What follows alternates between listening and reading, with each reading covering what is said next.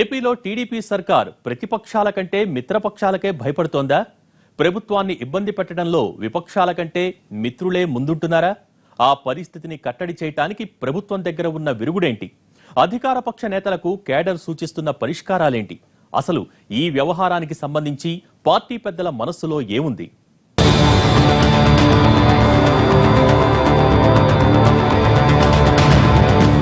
అభివృద్ధి విషయంలో ప్రతి పనికి ప్రతిపక్షాలు అడ్డం పడుతున్నాయనేది ఏపీ అధికార పక్షం వాదన.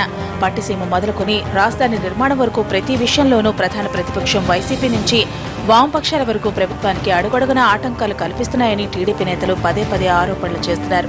మరోవైపు వివిధ ప్రజా సమస్యల విషయంలోనూ ప్రతిపక్షాలన్నీ నెమ్మదిగా ఏకమవుతున్న పరిస్థితి. ఇది చాలదన్నట్టు మిత్రపక్షాలుగా వ్యవహరిస్తున్న బీజేపీ, జనసేన పార్టీలు సైతం అడపాదడపా ప్రభుత్వాన్ని ప్రత్యక్షంగానూ పరోక్షంగానూ టార్గెట్ చేస్తున్నాయి.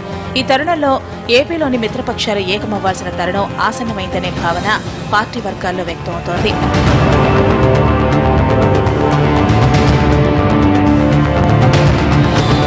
ఏపీలో టీడీపీ అధికారంలోకి వచ్చినప్పటి నుంచి మిత్రపక్షాల మధ్య గ్యాప్ పెరగడం మినహా ఆ బంధం మరింత దృఢమవుతున్న దాఖలా లేవు.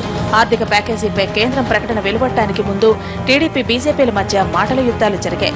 అలాగే గతంలో రాజధాని భూముల వ్యవహారంలో తాజాగా పశ్చిమ గోదావరి జిల్లాలో మెగా ఆక్వా ఫుడ్ పార్క్ ఏర్పాటు విషయంలో లేటెస్ట్ గా ప్రత్యేక హోదా అంశం మీద సర్కార్కు వ్యతిరేకంగా గడమెత్తుతున్నారు జనసేన అధినేత పవన్ కళ్యాణ్.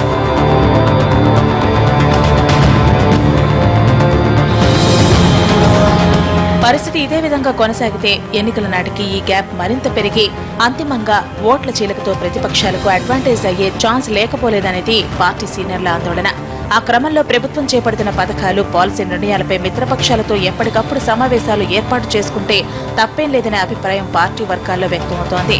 అందులో భాగంగా బీజేపీ అధ్యక్షునితో పాటు ఆ పార్టీ ముఖ్య నేతలు, అలాగే జనసేన అధినేత పవన్ కళ్యాణ్తో భేటీ కావాలనే సూచనలు పార్టీ అధినాయకత్వానికి వెడుతున్నాయి.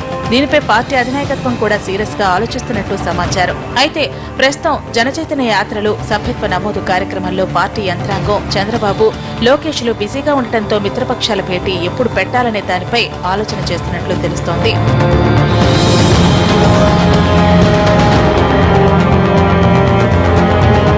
మిత్రపక్షాల భేటీ అనేది కనుక వాస్తవ రూపం దాల్చితే మంచి ఫలితాలు వచ్చే అవకాశాలు ఎక్కువగా ఉన్నాయంటున్నారు. ఏకమవుతున్న ప్రతిపక్షాలకు కౌంటర్ గా మిత్రపక్షాలు కూడా ఏకమవుతున్నాయనే ఫీలింగ్ కేడర్లోకి వెడుతుందని టీడీపీ సీనియర్లు అంచనా వేస్తున్నారు.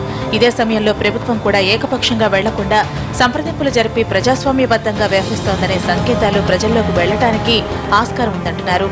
మరోవైపు తమ ప్రభుత్వం గురించి పార్టీ పరంగా తాము వాదించే కంటే మిత్రపక్షాలుగా ఉన్న పార్టీలు కూడా ఆ బాధ్యతను పంచుకుంటే ప్రజల్లోకి ప్రభుత్వంపై మరింత సానుకూల దృక్పథం ఏర్పడుతుందని అంచనా వేస్తున్నారు పార్టీ సీనియర్లు. చూడాలి ఎంతవరకు వర్కౌట్ అవుతుందో.